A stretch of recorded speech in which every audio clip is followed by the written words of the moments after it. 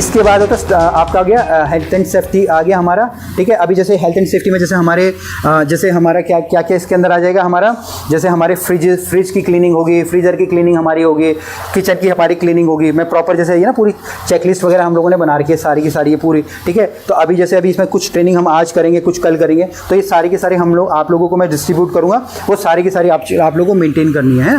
जैसे अभी मैं दूंगा, इसके बाद आप लोग चिपकाना, फिर दूसरे दिन जाके पर्टिकुलर वहीं पे खड़े होकर मैं आपको बताऊंगा, ठीक है ना। वो प्रैक्टिकली हम लोग उसको समझाएंगे, ठीक है। तो ये सारी की सारी हमारी किसके अंदर आ जाती है, हमारी हेल्थ एंड सेफ्टी के अंदर आ जाती है। फिर इसके बाद शेफ आप डिस्कस क्या करोगे, हमारी स्टाफिंग एंड रोल। स्टाफिंग का मतलब होता है जैसे अभी बंदे काम है, आप बैठे हो यहाँ पे, ठीक है ना।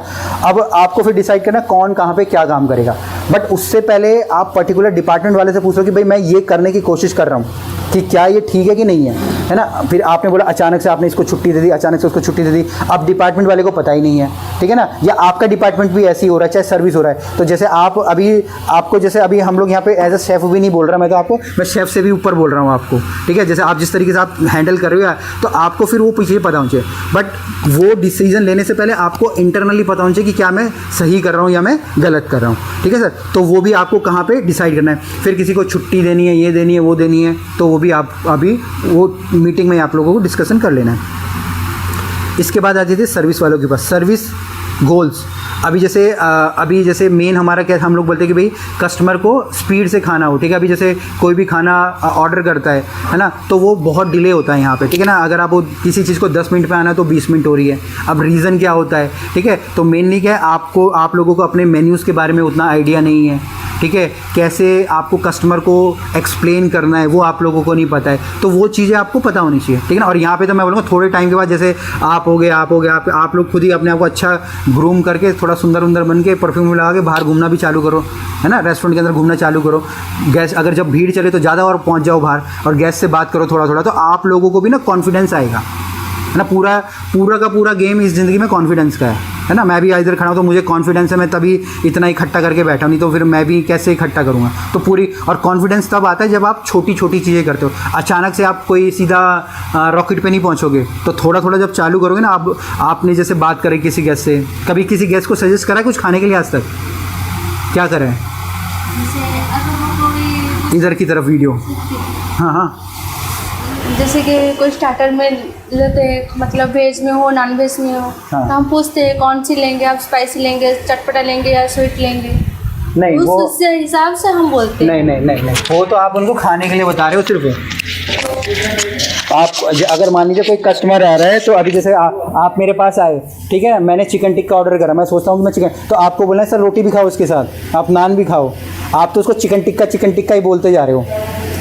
अगर कोई बिरयानी खाने आ रहा है तो आप उसको बोलो सर इसके साथ टिक्का भी खा लो, इसके साथ कोई ये मोजीतो भी पी लो, लस्सी भी पी लो, कुछ और भी खा लो। ये नहीं कि बिरयानी खट्टा है मीठा है, वो तो है ही, वो तो बिरयानी खाने आया था तभी तो आया हो यहाँ पे। उसके अलावा आप क्या उसको कर सकते हो, तो है ना। तो अभी जैसे हम लोग, हाँ, जैसे वो रोटी के साथ कोई चाइनीज़ लेता है, नान के साथ भी कोई चाइनीज़ ऑर्डर करता है, तो हम उसे सजेस्ट करते हैं कि चाइनीज़ का अलावा इंडियन के साथ वो टेस्ट अच्छा लगेगा। आप पर्टिकुलर डिश उनको बोलो, आप ना बोलो कि सर अभी किसी ने अगर मान लें चाइनीज़ ऑर्डर करा, उसने एपिटाइज़र ऑर्डर करा, ठीक है ना। आप बोलो सर आप मेन कोर्स में ये भी खाओ, आप उनको मतलब बोलना पड़ेगा। जब आप अभी होता है जैसे मैंने अभी जितने भी यहाँ पे लोग हैं, ठीक है, आप में से मैं भी 2 ही सुनेंगे, ठीक है ना। बट जब ये 1000 लोग हो जाएंगे तो 100 हो जाएंगे अपने आप ही। तो जब आप 50 लोगों को बोलोगे तो 2 ही लोग ऑर्डर करेंगे, बट वो आपको आदत पड़ जानी चाहिए कि मेरे को बोलना है। जब आप बोलोगे ना, तो फिर आपके अंदर फ्लो। अभी जैसे कोई एक्टर होता है तो अच्छी एक्टिंग क्यों करता है, क्योंकि उसने उतनी प्रैक्टिस करी होती है। तो लोगों के पास जाके उनको ऑर्डर के बारे में बताना, उनको और नए ऑर्डर के लिए उकसाना ही बोलोगे आप, तो वो भी एक प्रैक्टिस से आता है वो, ठीक है जी। चलिए बैठ जाइए, ठीक है शेफ, ये हो गया। फिर इसके बाद ठीक है सर्विस का आ गया। इसके अलावा सर्विस में हमारे जैसे कोई वीआईपी आ रही है, कोई लार्ज पार्टी है, रिजर्वेशन है, तो वो आपको ही फिर इनको बताना, आपके पास ही आता होगा ना अभी पूरी इन्फॉर्मेशन, है ना। हाँ, ठीक है, आप अटेंड करके ना फिर इनको ही आपको बताना है। तो वो आपके बंदों को भी पता चलेगा, किचन वालों की भाई इतने पार्टी ये पार्टी, और फिर आपके सर्विस वालों को भी पता चलेगा, ठीक है।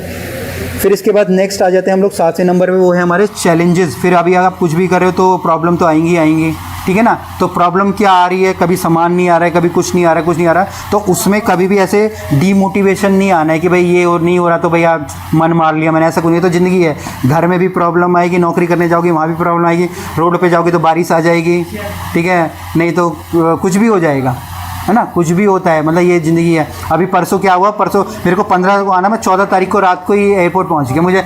मुझे लगा कि 15 मतलब आज मेरी फ़्लाइट है।